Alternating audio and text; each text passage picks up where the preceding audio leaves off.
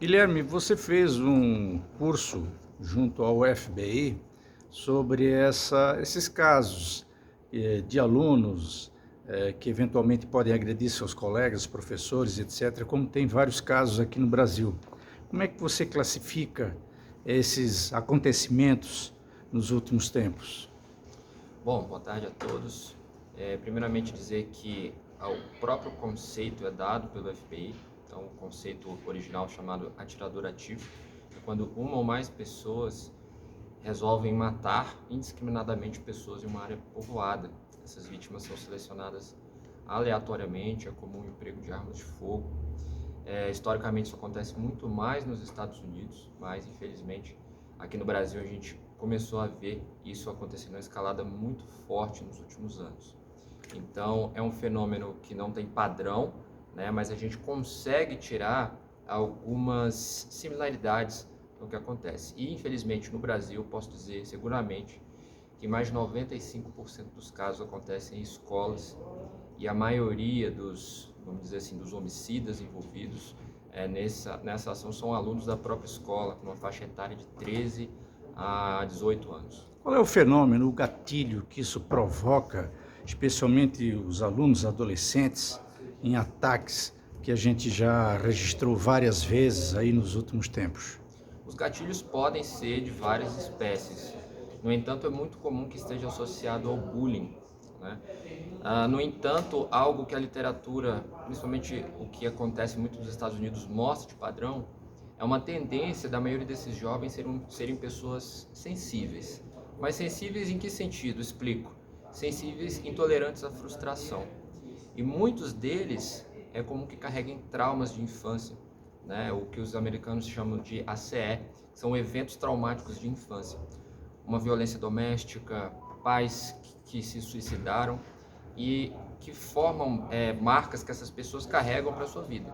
E que em momentos de fragilidade, uma rusga comum entre alunos, que muitas vezes pessoas, vamos dizer assim, de um padrão normal, padrão comum, resolveriam de outra forma, essas pessoas acabam levando à violência extrema. E você fez uma pesquisa aí, né, desses casos que aconteceram no Brasil. Você pode citar esses números para a gente? Com certeza, a gente tem em torno de 25 casos na história do Brasil. A gente optou por uma classificação mais ampla chamada homicídio ativo, tá? Porque ela engloba outros tipos de ataque, não só aqueles ligados à arma de fogo, tá? Então a gente tem o primeiro caso da história catalogado em 1961, na tragédia do Gran Circus norte-americano, onde foi um incêndio na tarde de uma apresentação no Circo de Niterói, em que 503 pessoas morreram e 800 pessoas ficaram feridas. Então, a nossa história, infelizmente, já começa com o maior ataque mundial dessa natureza. De lá para cá, a gente tem uma grande lacuna e apenas em 1999 é que a gente vai retomar esse histórico de tragédia com o atentado ao shopping do Morumbi, onde o jovem estudante de medicina atacou a plateia com a submetralhadora. De lá para cá, tivemos outros casos. Posso citar os mais emblemáticos, como o ataque à escola de Realengo, em 2011, a escola Raul Brasil, em 2019, né? E a gente está numa semana que acabou de ter um ataque na escola na Vila Sônia, em São Paulo. Então, a nossa história, sim, está marcada com esse tipo de ataque e afirmo, é um problema de uma solução, é um problema muito complexo que envolve uma solução também muito complexa. Não basta apenas os órgãos policiais estarem diretamente envolvidos. É um problema que envolve, que demanda uma solução muito complexa de toda a sociedade. Vários casos, inclusive a polícia já se antecipou aqui no Distrito Federal, se antecipou em outros estados, como em Goiânia. Você acha que a internet ela impulsiona esse tipo de comportamento violento? Com certeza, não é, vamos dizer assim, demonizando a internet por si só, mas ela é um canal onde pessoas de interesses comuns fazem atividades de interesse comum, né? Naturalmente, a gente tem hoje a Dark Web, que é um território onde certas pessoas conseguem transitar e compartilhar certos sentimentos onde elas não conseguiriam compartilhar pessoalmente ou numa rede aberta de dados, na rede social. E muitas pessoas acabam seguindo esse caminho e ali elas encontram como se fosse um viés de normalidade, onde eles conseguem encontrar pessoas que compartilham sentimentos de ódio, por exemplo, e infelizmente a gente acaba vendo traços, o que se chama de epidemia de casos, né? Quando a gente vê que um caso copia o outro. Pois a imprensa divulgando isso, as redes sociais potencializando essa divulgação, você acha que pode provocar outros casos, enfim, ter um efeito cascata nessas pessoas exatamente mais vulneráveis? Sim, eu acredito. A questão que eu recomendo, do que eu já venho estudado, não é divulgar por si só, é como divulgar, né?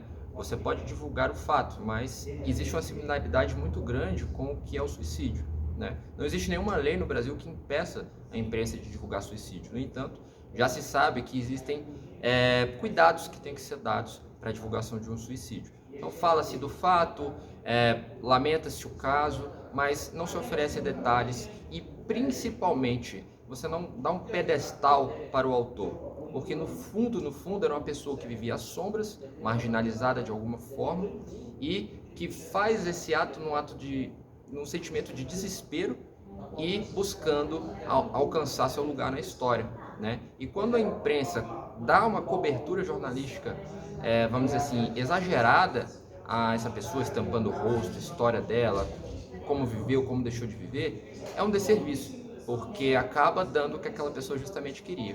E isso vai dar holofotes para outras pessoas que podem estar idealizando algo do tipo.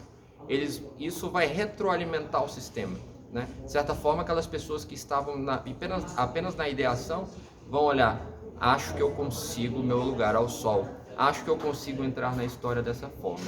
É como se fosse o que a psicologia chama de reforço positivo.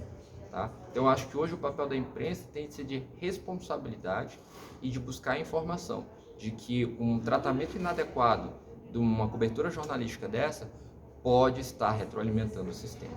Você disse que há uma solução, enfim, o problema é muito complexo, né? Mas teria algumas regrinhas especiais que as famílias poderiam acompanhar, os professores, os colegas, de que forma, de forma bem simplificada, como é que poderia acompanhar um caso que poderia ser bastante trágico se fosse executado?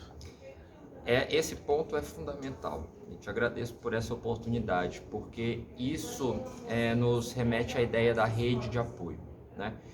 É muito comum que esse tipo de caso ele não aconteça do dia para a noite.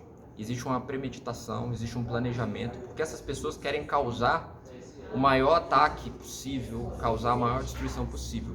Só que nesse caminho, essa pessoa ela dá janelas de oportunidade para que seja dito.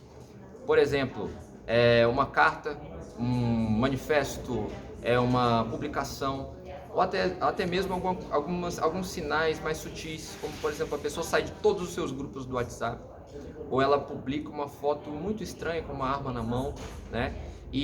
Ou até mesmo as pessoas mais próximas, vamos usar o nosso exemplo mais clássico, o adolescente numa sala de aula. Os colegas, os amigos mais próximos conseguem perceber uma alteração no padrão de comportamento. Uma pessoa muito extrovertida que de repente fica introvertida.